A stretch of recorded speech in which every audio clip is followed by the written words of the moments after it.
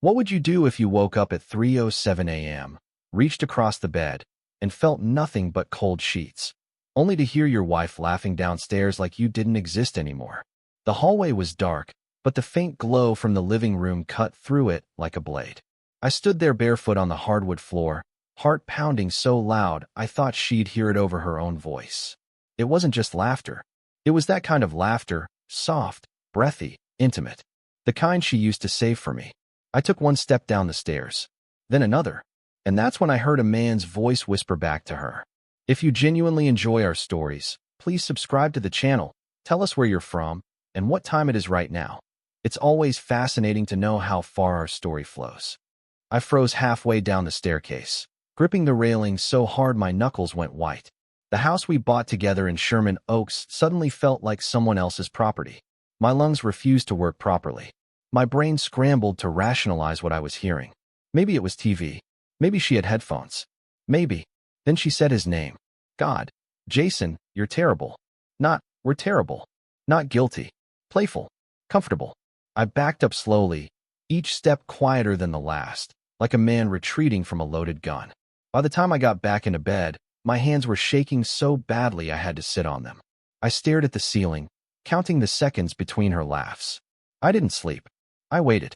At 3:42 a.m., I heard the back door slide shut. At 3:44, the soft creak of the stairs.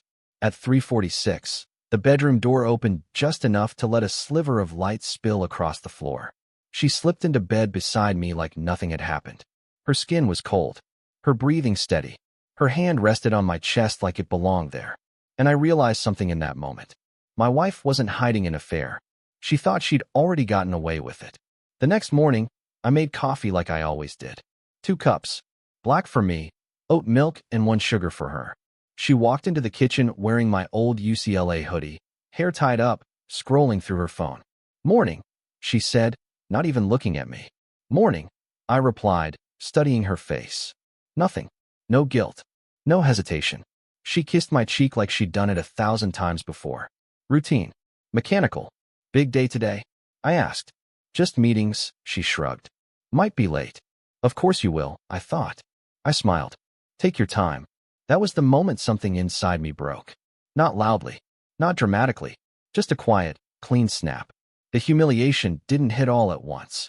It came in waves over the next few days. Little things. Her texting more than usual. Taking calls outside.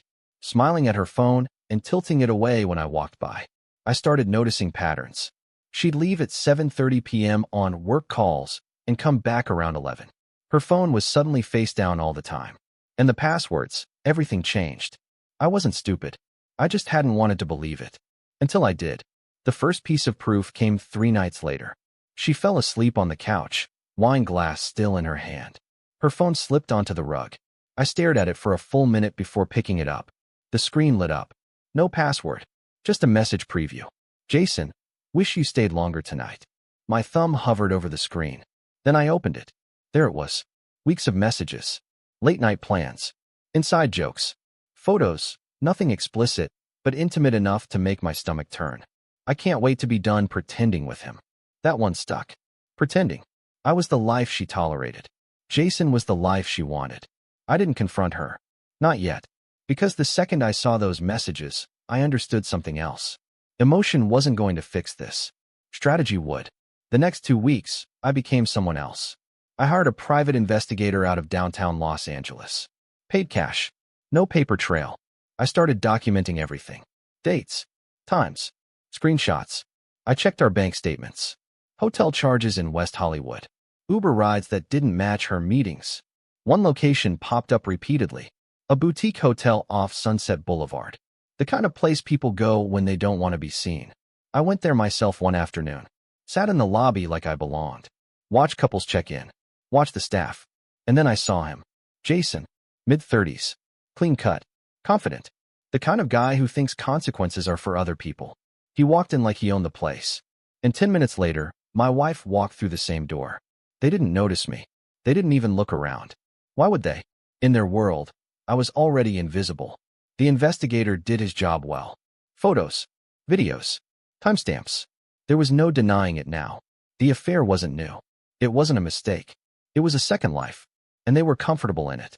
That's when I stopped feeling hurt and started planning. The legal side came first. I contacted a divorce attorney in Beverly Hills. The best I could afford. We went over everything. California isn't kind to emotional arguments. But evidence? Evidence changes everything. Infidelity tied to financial misconduct, hotel bills, shared accounts, shifted leverage. I built my case quietly. Moved assets. Separated accounts. Documented her spending. Every move calculated. Then came the social side. That was more delicate. Because humiliation isn't about yelling. It's about timing. I found out Jason worked for a mid-sized tech firm in Santa Monica. Married. Of course he was. 2 kids. Even better. I didn't rush. I waited for the right moment. Our anniversary. She forgot it. Or pretended to. I have a late meeting, she said, grabbing her keys. I smiled. Of course you do. But I had plans too. I booked a private room at a restaurant in downtown LA, invited her parents, our closest friends, and Jason's wife. Anonymous message. Just enough information to get her there. At 8:15 p.m., the room was full. Confused faces. Whispers. Then my wife walked in. She stopped when she saw everyone. What is this? She asked. I stood up slowly. This, I said calmly, is the truth. I connected my phone to the screen behind me. The first photo appeared. Her.